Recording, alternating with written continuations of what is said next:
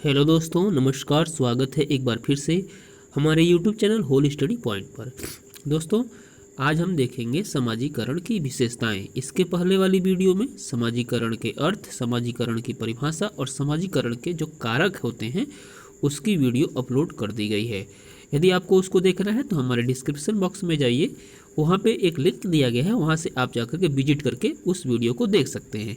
तो चलिए दोस्तों, आज की वीडियो का मेन पॉइंट है समाजीकरण की विशेषताएं। समाजीकरण की विशेषताओं के अंतर्गत हम कुछ हेडिंग्स देखेंगे। हेडिंग्स के माध्यम से हम इसके विशेषताओं को जानने की कोशिश करेंगे।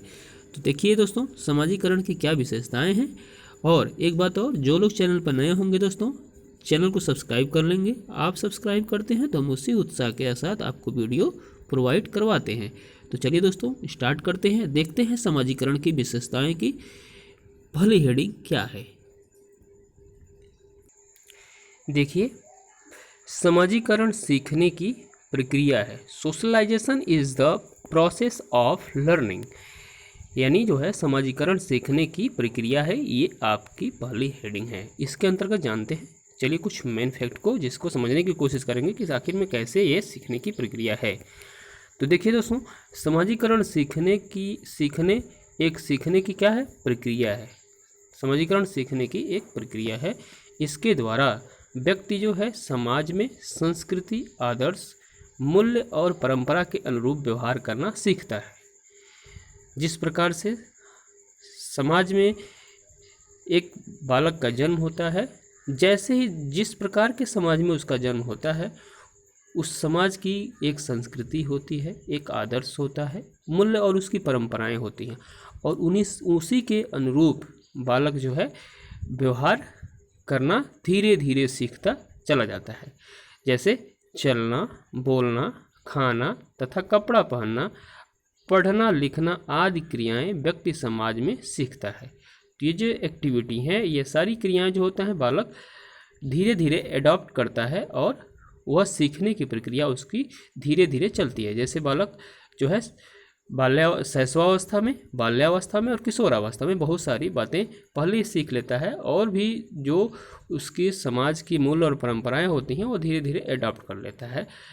किंतु आगे देखते हैं दोस्तों, किंतु समाज में सभी प्रकार की क्रियाओं को सीखना समाजीकरण नहीं है।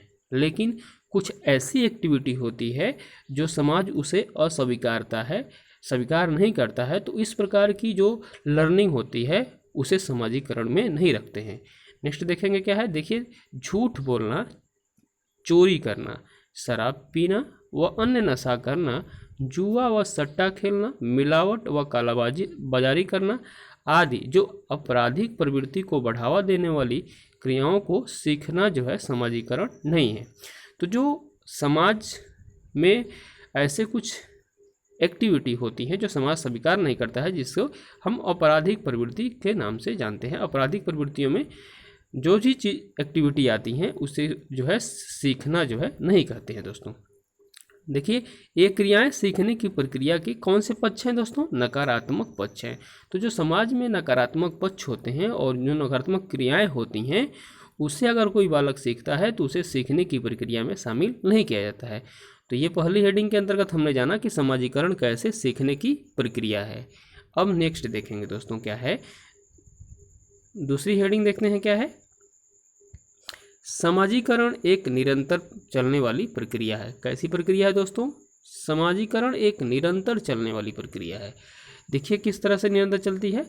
समाजीकरण की प्रक्रिया जो है व्यक्ति के जन्म से लेकर के मृत्यु पर्यंत चलती रहती है।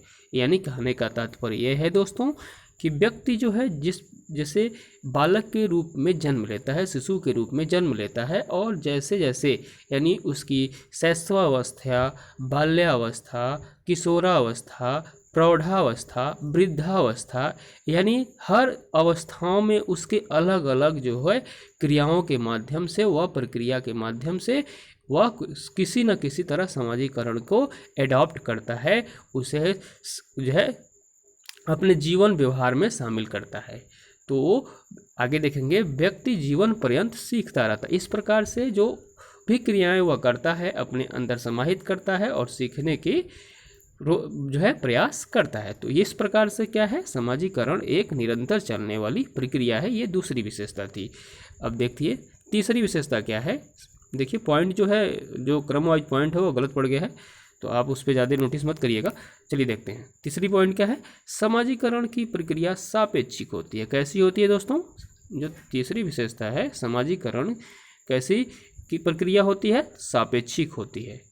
तो सापेक्षिक के अंतर्गत जानेंगे किस प्रकार से सापेक्षिक होती है। देखिए समाजीकरण की प्रक्रिया समय व स्थान के सापेक्ष होती है। कैसी होती है दोस्तों, समय व स्थान के सापेक्ष होती है। आगे हम समझेंगे कि किस प्रकार से समय व स्थान के सापेक्ष होती है। तो देखिए प्राचीन काल में अभिवादन की रीति, यानी जो स्वागत करने की जो रीत होती है, यानी जो अतिथिगण आते हैं उसकी क्या रीत थी प्राचीन काल में, क्रमबद्ध प्रणाम करना अथवा चरण स्पर्श करना। तो जो हम प्राचीन काल में अभी भी जो है कुछ अंश उसके बचे हुए हैं कि हम झुक करके पैर को प्रणाम करते हैं, पैर को छूते हैं। तो यह हमारे यहाँ समाजीकरण की प्रक्रिया में एक सापेक्षिक प्रक्रिया में आती है। लेकिन क्या है, आजकल आधुनिकरण की बात करें, देखिए किंतु अब हाथ मिलाना, हेलो हाय के उच्चारण से स्वागत करना आधुनिकता का सूचक है। क्या है दोस्तों, जैसे अभी क्या है, हाथ मिलाने की प्रक्रिया, हेलो हाय की प्रक्रिया, जिस प्रकार से ये उच्चारण के स्वागत हो रहे हैं इस प्रकार से, तो यह क्या है, एक आधुनिकरण का सूचक है। नेक्स्ट देखेंगे क्या है आगे। इस प्रकार प्राचीन भारतीय समाज में प्रथा का चलन क्या था, नहीं था। देखिए यहाँ पे नहीं हो गया है, इसको ध्यान दीजिएगा कि इस प्रकार जो है प्राचीन भारतीय समाज में प्रथा का चलन था, प्रथा थी। और जैसे जैसे समाज विकसित होता चला गया, प्रथा धीरे धीरे खत्म होने लगी। और क्या होता है, अब जो है प्रथा का धीरे धीरे बहिष्कार भी होने लगा है। तो देखिए क्या है, आगे देखते हैं। विशेष रूप से मध्यकाल से उत्तर भारत में प्रथा का प्रचलन हुआ, जो कमोवेश अभी भी विद्यमान है। उत्तर भारत में अभी भी विद्यमान है, जबकि अगर हम बात करेंगे दक्षिणी भारत की, तो वहाँ भी प्रथा का प्रचलन नहीं है। तो प्रथा का प्रचलन अभी उत्तरी भारत में है, लेकिन अगर हम बात करेंगे पूर्वोत्तरी भारत की और दक्षिणी भारत की, तो वहाँ पे प्रथा धीरे धीरे समाप्त हो चुकी है। तो देखिए इस प्रकार की जो प्रक्रिया होती है वह समाजीकरण की सापेक्षिक प्रक्रिया होती है। तो दोस्तों ये तीसरा हमारा विशेषता था समाजीकरण का। आगे देखते हैं क्या है समाजीकरण। नेक्स्ट हेडिंग है, समाजीकरण में सांस्कृतिक तत्वों को आत्मसात किया जाता है। देखिए क्या है, समाजीकरण में सांस्कृतिक तत्वों को आत्मसात किया जाता है। ये आपका चौथा हेडिंग है समाजीकरण की विशेषता में। देखिए क्या है, समाजीकरण के द्वारा व्यक्ति अपने समाज के भौतिक अभौतिक संस्कृति के विभिन्न तत्वों को आत्मसात कर लेता है। जो समाज के जो भौतिक हैं और अभौतिक संस्कृति होती हैं, उन तत्वों को क्या कर लेता है, अपने जीवन व्यवहार में शामिल कर लेता है। किसी समाज के आदर्श, मूल्य, व्यवहार के प्रतिमान क्या होंगे का निर्धारण संस्कृति करती है। कौन करता है दोस्तों, हमारी संस्कृति जो है हमारे आदर्शों को, मूल्यों को, व्यवहार के प्रतिमानों को किस प्रकार के होंगे, इस प्रकार के जो उसका निर्धारण कौन करती है, संस्कृति करती है। अगर मुस्लिम समाज की संस्कृति कुछ अलग होती है, हिंदू समाज की कुछ संस्कृति अलग होती है, और सिख समाज की, यानी जिस प्रकार के संस्कृति समाज होता है उसकी संस्कृति उसी प्रकार की होती है और उसी के अनुरूप हम आदर्श और मूल्य और व्यवहारों के करने का कार्य करते हैं। तो ये होता है सांस्कृतिकरण तत्वों को आत्मसात करना। आगे देखेंगे क्या है, व्यक्ति समाजीकरण की प्रक्रिया द्वारा जाने अनजाने दोनों ही रूपों में अपनी संस्कृति को आत्मसात कर अपना व्यक्तित्व उसके अनुरूप ढालती है। तो कहने का तात्पर्य क्या है दोस्तों, जो समाजीकरण की प्रक्रिया है दोनों रूप में, प्रत्यक्ष अप्रत्यक्ष रूप से व्यक्ति जो है संस्कृति को क्या कर लेता है, एडॉप्ट कर लेता है, आत्मसात कर लेता है और अपने कैरेक्टर में क्या होता है, धीरे धीरे उसको फॉलो करने लगता है। इस प्रकार की जो प्रक्रिया होती है सांस्कृतिक तत्वों को आत्मसात करने वाली प्रक्रिया होती है। देखिए नेक्स्ट जो है लास्ट हेडिंग है ये आपकी समाजीकरण के विशेषता की। समाजीकरण की प्रक्रिया द्वारा संस्कृति का हस्तांतरण होता है। देखिए क्या होता है दोस्तों, समाजीकरण की जो प्रक्रिया है उसके द्वारा संस्कृति का हस्तांतरण होता है। आइए इसके अंतर्गत हम जानते हैं क्या मैटर्स रहेंगे। व्यक्ति अपनी संस्कृति मुख्यतः अपने परिवार से सीखता है। जो संस्कृति होती है, पहले जैसे बालक जन्म लेता है तो अपने परिवार के सदस्यों से, अपने परिवार के लोगों से क्या करता है, उस समाज की संस्कृति को धीरे धीरे सीखने का प्रयास करता है। और बड़े होने पर क्या होता है दोस्तों, तथा बड़े होने पर जो उसने सीखा है, ठीक है, परिवार के नए सदस्यों को सिखाता है। जैसे एक बालक, जैसे ध्यान से सुनिएगा दोस्तों, जिस प्रकार से एक बालक जो है एक किसी भी परिवार में जन्म लेता है, तो जन्म उस परिवार के लोगों द्वारा वो क्या करता है, कुछ जो होती हैं जैसे शैशवावस्था, बाल्यावस्था और किशोरावस्था में जो भी संस्कृति वह सीखता है, क्या करता है, अपने अंदर समाहित करने, अपने व्यक्तित्व में उसको शामिल कर लेता है। और इस तरह से वह जिस तरह से अगर मान लीजिए बड़ा होता है, प्रौढ़ावस्था, वृद्धावस्था में चला जाता है, अगर उसके घर कोई नया बालक जन्म लेता है तो क्या करता है, वह जो सीखी हुई संस्कृति है धीरे धीरे उसको बताने की कोशिश करता है, ताकि वह भी बालक जो है अपने जीवन में उस संस्कृति को क्या करे, हस्तांतरित करे, यानी हस्तांतरित यानी उसको सिखाता है। तो सिखाने की जो प्रक्रिया होती है वह हस्तांतरण की प्रक्रिया होती है, यानी पीढ़ी दर पीढ़ी वह संस्कृति क्या करती है, चलती रहती है। तो इस प्रकार की प्रक्रिया को हस्तांतरण की प्रक्रिया कहते हैं दोस्तों।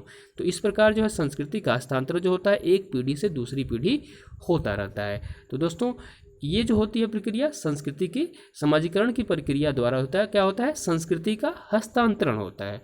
तो दोस्तों ये 5 पॉइंट थे संस्कृति की सांस्कृतिकरण यानी समाजीकरण की जो विशेषताएं होती हैं। इस 5 हेडिंग के माध्यम से आई होप आप लोग समझ गए होंगे। और भी हेडिंग बनाई जा सकती है, तो आप लोग प्रयास करिएगा, क्योंकि हमारे इर्द गिर्द जो प्रक्रियाएं होती हैं, हम जो सीखने की प्रक्रिया होती है वह क्या कहलाती है, समाजीकरण की प्रक्रिया कहलाती है। लेकिन याद रखिएगा नकारात्मक जो पक्ष होते हैं उसको समाजीकरण की प्रक्रिया में शामिल नहीं किया जाता है, ठीक है। तो चलिए दोस्तों, इसी के साथ अगर आपको किसी भी प्रकार की यूजी, पीजी और बीएड, एमएड और बीटीसी के जितने भी सिलेबस हैं उसको आप कमेंट करिएगा, और हम आपको पूरी कोशिश करेंगे कि प्रोवाइड करवा दें, ठीक है। तो कमेंट बॉक्स में जाइएगा, बताइएगा कि वीडियो आपको कैसी लगी, और लाइक करना मत भूलिएगा दोस्तों। और जो लोग चैनल पर नए थे चैनल को सब्सक्राइब कर लेंगे। मिलते हैं नेक्स्ट वीडियो में नेक्स्ट पॉइंट के साथ, तब तक के लिए नमस्कार, जय हिंद।